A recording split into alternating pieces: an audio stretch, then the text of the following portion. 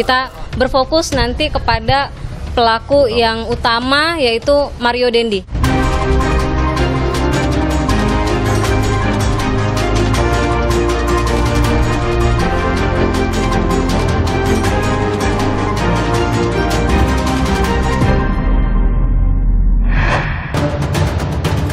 Kasus penganiayaan David Ozora, pelaku anak AG divonis 3 tahun 6 bulan penjara.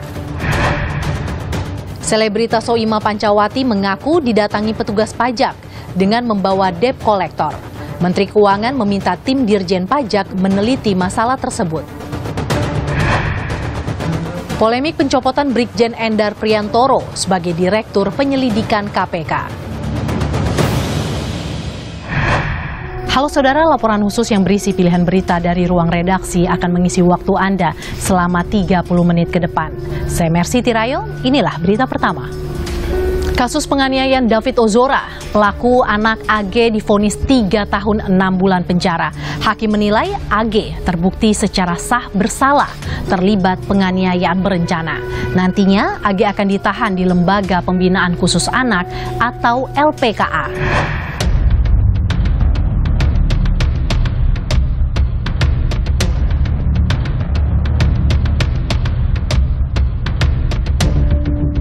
Tiga tahun 6 bulan, itulah vonis yang dijatuhkan Majelis Hakim Pengadilan Negeri Jakarta Selatan terhadap pelaku anak AG atas kasus penganiayaan David Ozora pada Senin kemarin. Hakim Tunggal Sri Wahyudi Batubara menyatakan AG terbukti bersalah terlibat penganiayaan berencana terhadap David Ozora.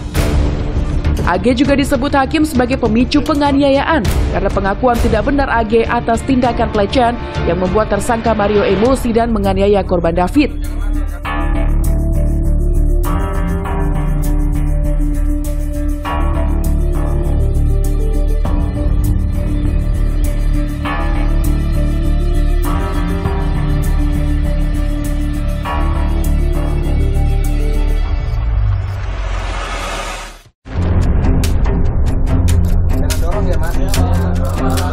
Meski AG tak diwajibkan hadir dalam sidang putusannya, namun AG menyaksikan di ruang tunggu anak Pengadilan Negeri Jakarta Selatan.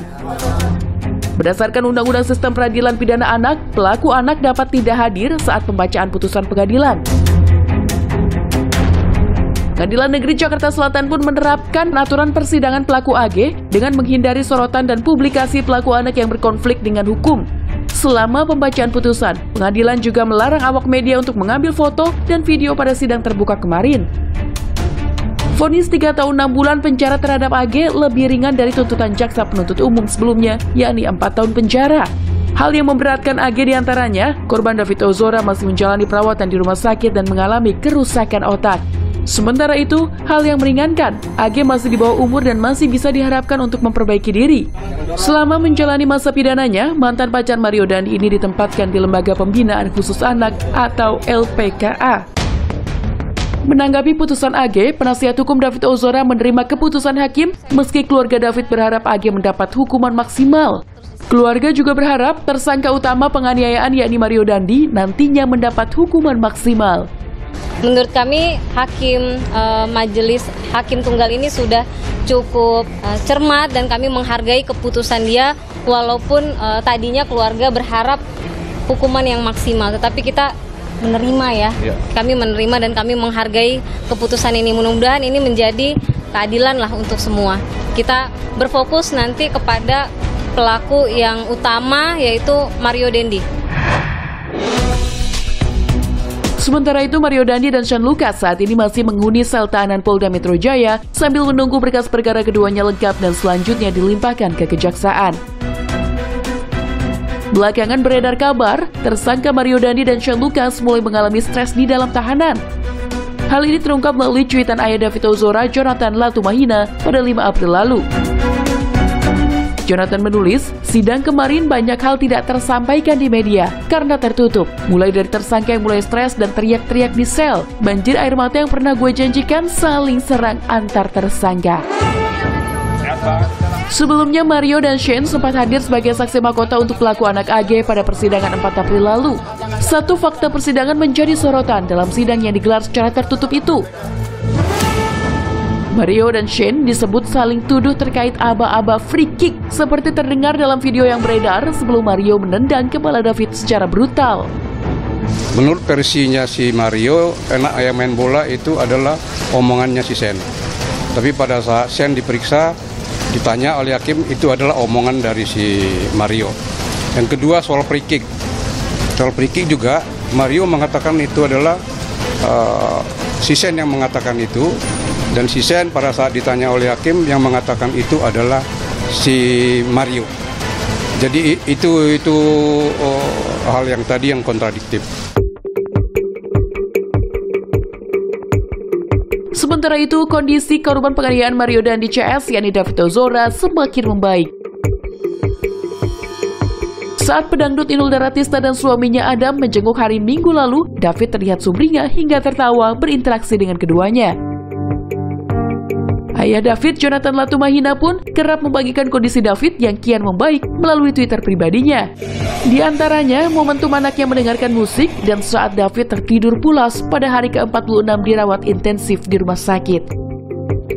Pekan lalu, pasca persidangan AG, Jonathan mengungkap anaknya telah menjalani terapi kognitif dan motorik.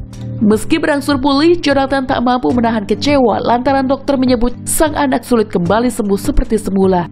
Kondisi David saat ini terbagi menjadi 2 terapi. Yang pertama adalah terapi kesadaran kualitatif, di mana hal tersebut adalah yang terkait dengan kognitif, bagaimana otak bekerja dan lain-lain. Kedua adalah kesehatan kesadaran kuantitatif, atau boleh disebut dengan motorik. David ini mengalami diffuse axonal injury stage 2. Penyebabnya adalah trauma keras yang menyebabkan otaknya berputar dan syaraf-syarafnya putus semua. Sampai saat ini sudah mengalami banyak terapi, sudah mengalami kemajuan, tetapi yang kuantitatif. Artinya dia bisa menelan, minum, dan lain-lain, tetapi kesadaran kualitatifnya belum. Senyum, menangis, itu adalah harapan-harapan kesadaran kualitatifnya pulih. Walaupun kita tetap agak kecewa dengan tindakan ini karena dokter menyatakan bahwa ini tidak akan mampu kembali seperti semula. Sebelumnya, David Ozora sempat mengalami koma selama 8 hari. Kini perawatan David telah menginjak hari ke-51 sejak ia dilarikan ke rumah sakit pasca penganiayaan oleh Mario Dandi 20 Februari lalu. Direktorat Perpajakan kembali menjadi sorotan pasca selebritas Soimah Pancawati mengaku didatangi petugas pajak dengan membawa debt collector. Menteri Keuangan meminta Direktorat Jenderal Pajak meneliti masalah tersebut. Sementara, ahli tindak pidana pencucian uang menilai kurangnya pengawasan di dalam lingkungan Kementerian Keuangan membuat kepercayaan masyarakat semakin menurun. Direktorat Perpajakan Kementerian Keuangan kembali menjadi sorotan pasca selebritas Soimah Pancawati dalam wawancara di sebuah kanal YouTube mengaku diperlakukan bak seorang koruptor. Soimah pun merasa gerak-geriknya diawasi dan dicurigai. Bahkan petugas pajak sempat mendatangi rumah Soimah di Yogyakarta dengan membawa debt collector. Ia dianggap menghindar dari petugas padahal saat itu ia tengah berada di Jakarta. Waktu itu awal-awal sukses. Kalau banyak uang, tugas saya pertama membahagiakan, membantu keluarga. Masa bantu keluarga tidak boleh? Dimintai nota. Masa aku bantu saudara pakai nota? Jadi nggak percaya. Masa bantu saudara segini besarnya? Ya, terserah aku dong. Tak hanya itu, pendopo milik Soimah sebagai wadah para seniman tak luput dari penilaian pajak. Padahal bangunan tersebut belum rampung dibangun. Ini pendopo belum jadi, sudah dikelilingi sama orang pajak, didatangi, diukur dari jam 10 pagi sampai jam 5 sore. Mengukur pendopo, ini tuh orang pajak atau tukang? Kok ngukur jam 10 pagi sampai jam 5 sore? Mau ngapain? Akhirnya pendopo itu diappraisal hampir 50 miliar rupiah, padahal saya bikin saja belum tahu total habisnya berapa. Namun, pihak Direktorat Jenderal Pajak Kementerian Keuangan membantah ada petugas yang membawa debt collector dan menegaskan tak ada penagihan pajak jika Soimah tidak menunggak pajak. Di pajak ada jurusita pajak negara yang sah, dilengkapi dengan aturan dan juga perlengkapan administrasi, akan menagih utang pajak bila tertunggak dan tidak dibayar. Mbak Soimah tidak dalam posisi punya tunggakan pajak. Jadi kami pastikan tidak mungkin ada orang menagih pajak atau berperilaku seperti debt collector. Menteri Keuangan Sri Mulyani pun buka suara terkait viralnya cerita Soimah yang mendapat pengalaman buruk dengan petugas pajak. Menkeu meminta tim Direktorat Jenderal Pajak melakukan penelitian terhadap masalah tersebut. Ia pun melampirkan video yang berisi penjelasan DJP dalam laman Instagramnya. Keluh kesah Soimah menambah panjang daftar keluhan masyarakat terkait pajak. Belum lagi, kasus demi kasus yang melibatkan oknum petugas pajak terus mengemuka. Mulai dari terungkapnya kasus dugaan gratifikasi mantan pejabat pajak Rafael Alun hingga transaksi mencurigakan di lingkungan Kemenkeu ramai jadi sorotan. Ahli Tindak Pidana Pencucian Uang atau TPPU Yenti Garnasih menilai, terkait kasus transaksi mencurigakan di Kemenkeu, ia mempertanyakan bagaimana bisa Menkeu Sri Mulyani tidak mengetahui adanya laporan hasil analisa atau LHA PPATK yang ditujukan kepada anak buahnya. Sampai Menteri Keuangan tidak tahu bahwa ada LHA kepada anak buahnya. Ini pasti ada sistem yang tidak bergerak. Ada sistem yang Pak Menko sendiri yang menyampaikan bahwa Ibu Menkeu tidak tahu. Ini sangat, menurut saya, sesuatu yang sangat memalukan ya, sampai negara kita ini ada fenomena bahwa ternyata tidak tahu, tidak disampaikan, dan orang yang tidak menyampaikan itu tentu adalah satu bentuk kegiatan yang ilegal. Di sisi lain, Menteri Keuangan mengaku telah menegakkan peraturan dengan memberi sanksi disiplin kepada 352 pegawai dalam kurun 2007 hingga 2023 sebagai bentuk pengawasan di lingkungannya.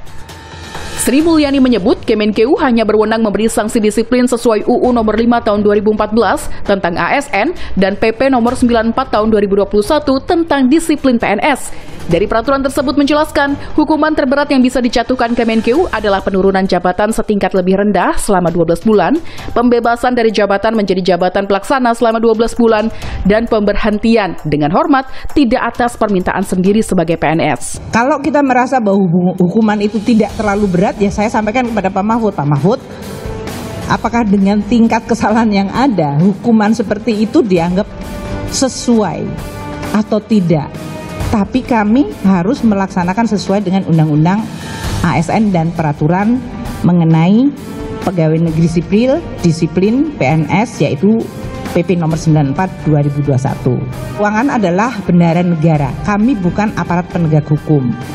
Jadi dalam hal ini, kalau ada suatu kasus yang menyangkut tindakan hukum, apakah itu kriminal, itulah yang kemudian kita sampaikan kepada APH, apakah itu KPK, apakah kejaksaan, atau kepolisian.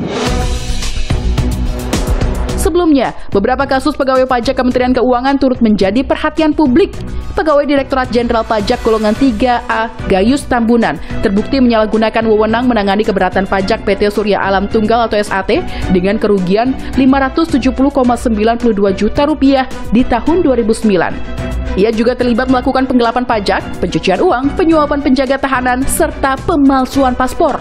Gayus dijatuhi hukuman 29 tahun penjara.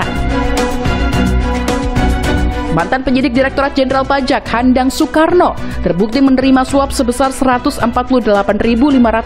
Amerika Serikat atau senilai 1,9 miliar rupiah dari Country Director PT Ekprima Ekspor Indonesia atau EKP di tahun 2016. Handang divonis 10 tahun penjara.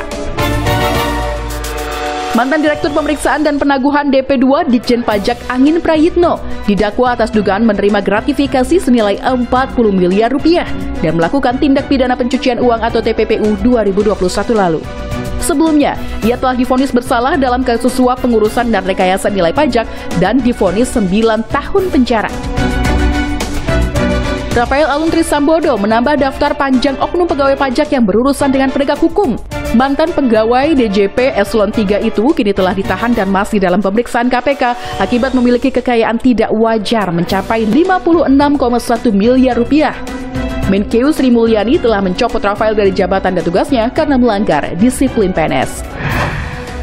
Polemik pencopotan Brigjen Endar Priantoro sebagai Direktur Penyelidikan KPK terus bergulir.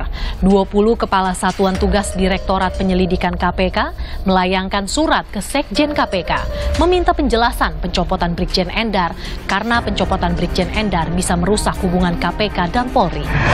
Di setiap institusi itu ada mekanismenya, ada aturan-aturan, SOP-nya ada semuanya. Jadi ikuti itu saja. Dan kita harapkan jangan sampai mutasi perpindahan itu membuat kegaduhan. Polemik pencopotan Brigjen Endar Priantoro sebagai Direktur Penyelidikan KPK terus bergulir. Kisruh antara Brigjen Endar Priantoro dan Ketua KPK Firly Bahuri bermula saat KPK menerbitkan surat pemberhentian Brigjen Endar di KPK dan dikembalikan ke Polri. Meski Kapolri Jenderal Listio Sigit telah merespon surat dari KPK dengan menerbitkan surat perpanjangan masa tugas Endar di KPK. Karena ini masalah persoalan internal di KPK yang saat ini sedang diselesaikan di Dewas, ya kita tunggu saja. Yang jelas kami dalam posisi yang waktu itu tentunya pernah mengirim surat untuk perpanjangan Pak Endar, namun demikian tentu kita akan lihat perkembangannya. Namun, KPK menolak perpanjangan tugas Brigjen Endar. Bahkan KPK telah menunjuk PLT Direktur Penyelidikan Ronald Uworotikan dan mengklaim telah mencabut akses Brigjen Endar ke Komisi Pemberantasan Korupsi. Kapolri sudah memperpanjang, tapi KPK malah memberhentikan. Nah, pasal 3, teman-teman wartawan, itu kan di sana disebutkan bahwa KPK itu adalah lembaga negara unsur eksekutif yang dalam melaksanakan tugas dan kewajibannya itu bersifat independen, ya, bebas dari pengaruh unsur eksekutif, legislatif maupun yudikatif. Jadi KPK itu bukan lembaga subordinasi dari kepolisian, ya, jadi kami berhak menentukan pegawai-pegawai yang bekerja di KPK. Ex-Komisioner KPK Saud Sitomorang menilai KPK yang bersikeras mencopot Brigjen Endar Priantoro tak berdasar. Pasalnya, Saud menilai Brigjen Endar telah bekerja dengan baik sebagai Direktur Penyelidikan KPK. Bahkan diakui OTT terakhir, ya jelas udah pastilah OTT itu abuse of power, kepala daerah itu, kemudian Endar memimpin tim itu dan berhasil melaksanakan upaya yang dimana dia harus bertanggung jawab dari pekerjaannya. Kemudian mari deh kita memakai hati nurani kita ini baik nggak sih seperti itu? Setelah diberhentikan, Brigjen Endar Priantoro melaporkan Ketua KPK Firly Bahuri dan Sekjen KPK Cahya Harefa ke Dewan Pengawas KPK. Ketua Dewan Pengawas KPK Tumpak Hatorangan menyatakan akan memanggil Ketua KPK Firly Bahuri terkait laporan pencopotan Brigjen Endar Priantoro. Dia belum pernah terkena pelanggaran etik di sini. Tentunya nanti kita akan lakukan. Ya. Internal KPK pun terbelah.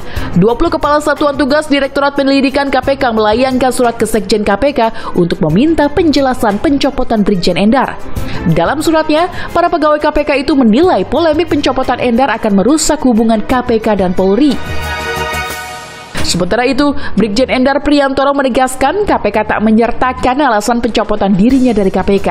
Hingga muncul dugaan pencopotan Brigjen Endar imbas penanganan kasus Formula E DKI Jakarta yang tak kunjung naik ke tahap penyidikan. Nah, kalau saya mendasari surat keputusan Sekjen nomor 15 tersebut, saya di sini tidak menggambarkan apa alasan pemberhentian saya di sini. Khusus untuk kasus Formula E memang sampai dengan hari ini masih belum diputus, artinya belum ada kesepemahaman terkait dengan apakah ini naik atau tidak. Sampai dengan hari ini masih belum ditemukan bukti permulaan, sehingga ada beberapa rekomendasi dari hasil ekspos terakhir untuk ditindaklanjuti oleh para penyelidik kita. Peneliti kajian anti korupsi Universitas Gadjah Mada Zainur Rohman menilai alasan KPK tak cukup kuat memberhentikan Brigjen Endar Priantoro. Ya, sebenarnya untuk anggota Polri yang ditugaskan di KPK itu bisa diberhentikan dengan alasan yang sangat jelas, yaitu jika melanggar kode etik berat gitu ya. Apakah Brigjen Endar melakukan pelanggaran kode etik? Kan tidak. Yang kedua, kalau KPK beralasan bahwa ini sudah selesai menjalani tugasnya di KPK, artinya sudah habis masa jabatannya. Padahal itu adalah satu proses yang berlangsung secara anual. Setiap tahun ada perpanjangan perintah kepada para anggota Polri yang bertugas di KPK. Nah, jadi saya melihat bahwa alasan KPK tidak cukup kuat untuk memberhentikan Brigjen Endar dan mengembalikannya ke Polri. Dan kalau kita simak, sebenarnya alasan dibalik pemberhentian inilah yang perlu diungkap oleh Dewan Pengawas KPK. Apakah benar bahwa alasannya adalah perbedaan pandangan dalam penanganan perkara Formula E? Sementara itu, Ketua Harian Kompolnas Benny Mamoto mendesak KPK secara transparan menjelaskan alasan pemberhentian Brigjen Endar Priantoro, termasuk isu flexing atau pamer harta yang diduga dilakukan istri Endar di media sosial. Apakah ada kaitan dengan flexing istrinya Endar? Itu kan proses klarifikasi kalau tidak salah belum selesai. Apakah ada kaitan dengan itu, kemudian akhirnya diambil keputusan seperti ini. Tetapi ini perlu transparansi. Apapun pertimbangannya itu perlu secara transparan disampaikan kepada publik sehingga tidak ada penafsiran yang macam-macam begitu. Sebelumnya, nama Brigjen Endar Priantoro sempat jadi sorotan publik setelah foto-foto istrinya jadi perbincangan warganet. Unggahan itu memperlihatkan sosok istri Endar Priantoro yang diduga sedang berlibur ke luar negeri hingga mengenakan busana dan tas mewah. Brigjen Endar Priantoro pun terpaksa berurusan dengan Dewan Pengawas KPK dan telah diperiksa selama 3 jam oleh Dewan Pengawas. Demikian laporan khusus edisi kali ini. Saya Mercy Tirayo. Terima kasih. Sampai jumpa.